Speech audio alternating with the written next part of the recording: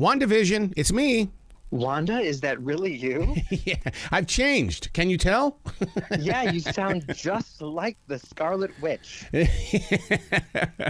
Probably laugh like it too.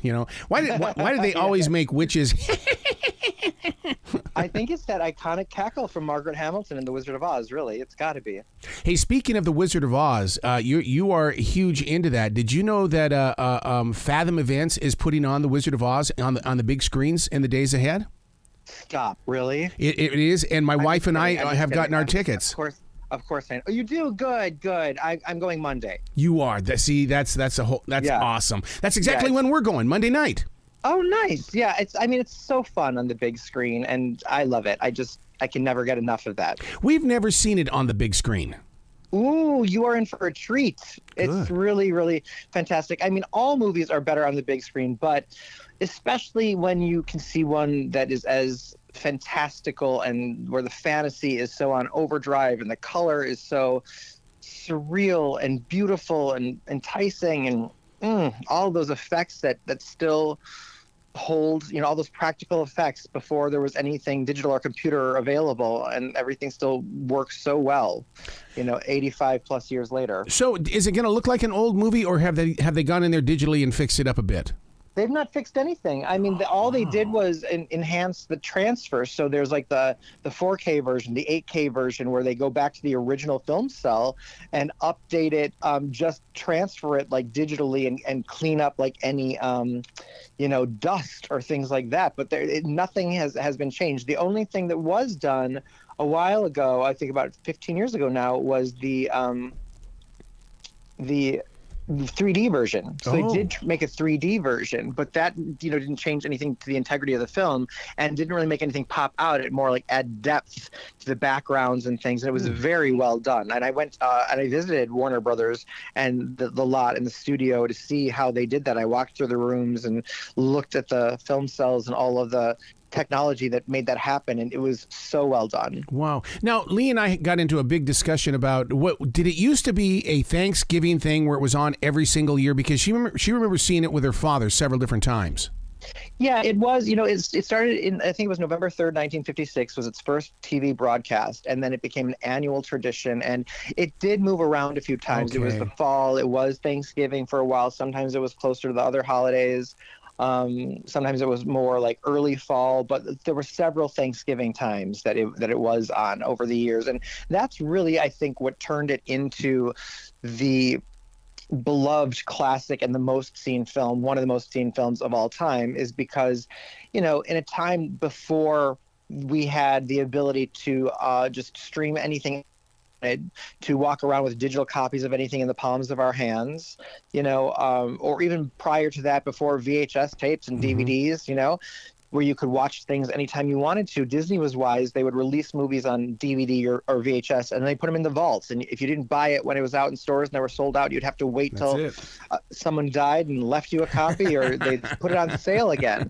But The Wizard of Oz, it's like you had to wait once a year to watch it, and you couldn't pause it and you couldn't rewind it. And so I remember sitting there trying so hard not to blink at 6 years old, 7 years old, 8 years old, screaming if anybody tried to talk while it was on and not during a commercial break, so excited to want to take in, and then right away going and putting the record on afterward and closing my eyes and trying to imagine it all over again, and it just lived through it. So, there's something spectacular, and there's something that, younger generations won't experience about entertainment that way. I guess it's like if you go and see a Broadway show in New York, and if it doesn't tour, and if you want to see it again, you got to get back and see it again, but that real hunger for wanting to see something that you can't see, know? Yeah. Wow.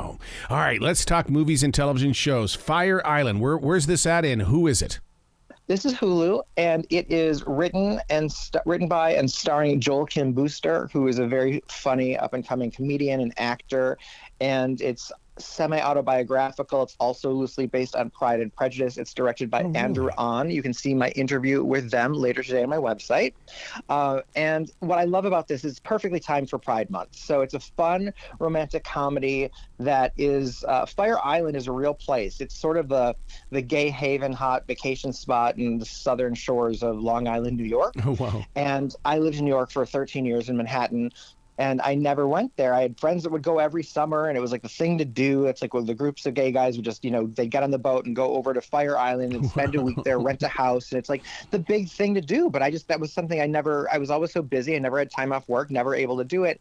But from the stories I heard from friends, this movie is very true to what it's like over there. It's just a big party all week long. Everybody seems to get along and have fun. But what I loved about this is Joel Kim Booster, so it's autobiographical. It's his life, and in real life, he's one of his best friends is Bowen Yang from Saturday Night Live. Oh, wow! And so he co-stars in the film, as does Margaret Cho and some other recognizable people. Conrad Ricamora, who I loved on How to Get Away with Murder, and also from Broadway, and he's fantastic. And a bunch of other great cast in here, and they show this reality. So while it's funny, it also shows something that I hadn't seen depicted before, but I totally identify with, which is the way that gay people, or people, I should say, in the LGBTQIA plus community, who will sometimes oppress themselves and each other when there aren't others around to oppress them.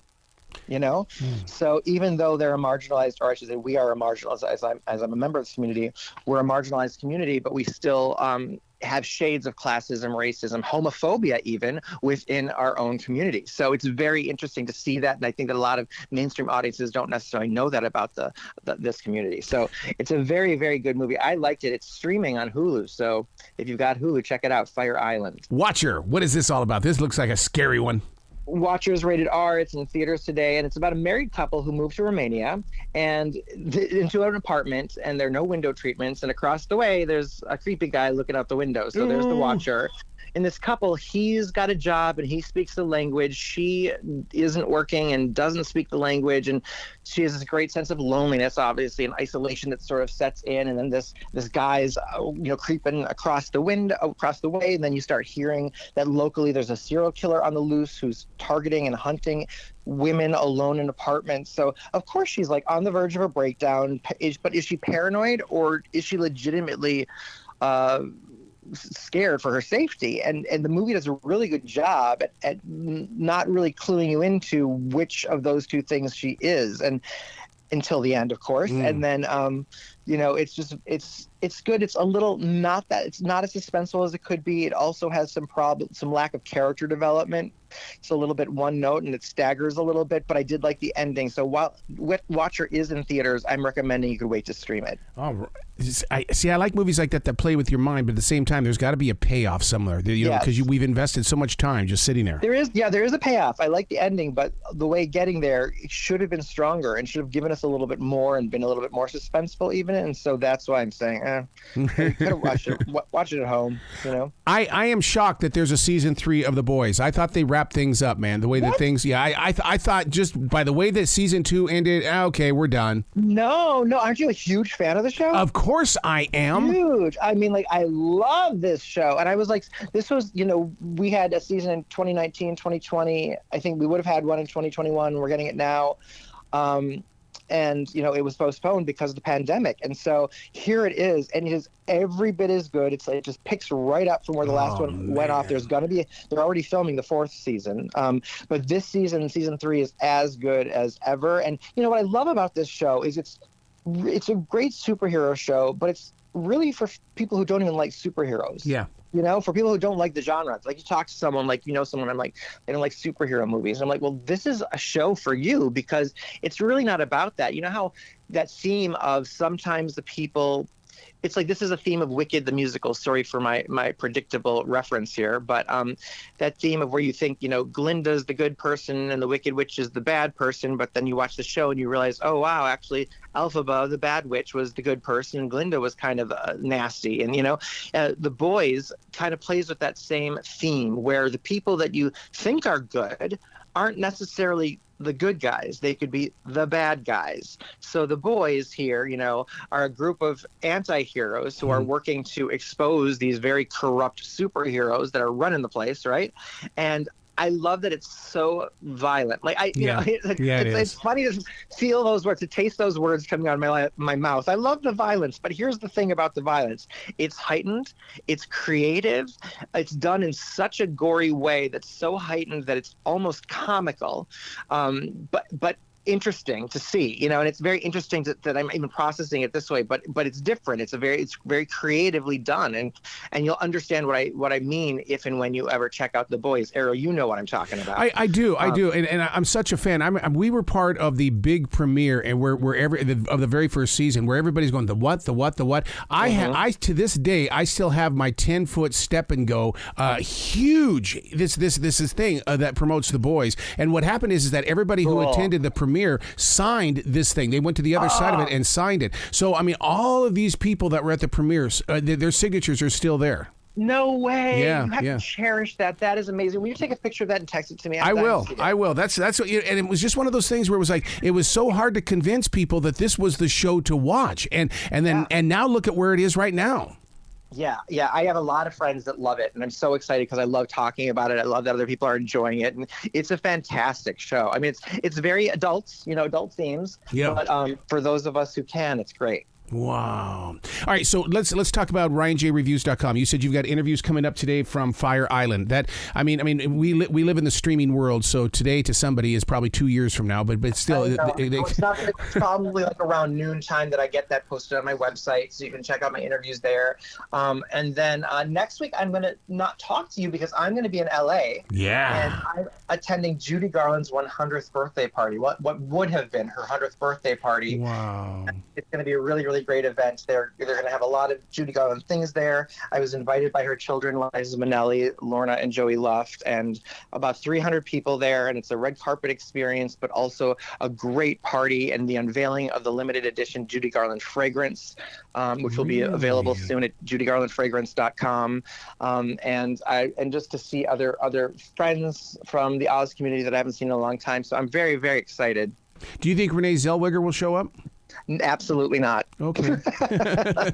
No, I mean, yeah. No, I don't think anyone that really knew or cared about Judy appreciated that depiction, really. Right. Wow. Okay, so RyanJReviews.com next week here, but you got to do some create some sounds. I want to hear the sounds of you being out there. Are you going to post stuff like that? Oh, for sure. I will definitely be posting while I'm out there, probably at Ryan J. Reviews on Instagram and on my Facebook, Ryan J. Reviews Facebook.com/Ryan J. Reviews if you follow me on any of those social. And then I will be also bringing back footage with me for television. Nice. So there will be stuff on my website as well. Nice. Well, go get your TV makeup on, man. I think you're on here very soon, right? I am. Thank you so much, Hero, and we'll talk again. Bye, Guy.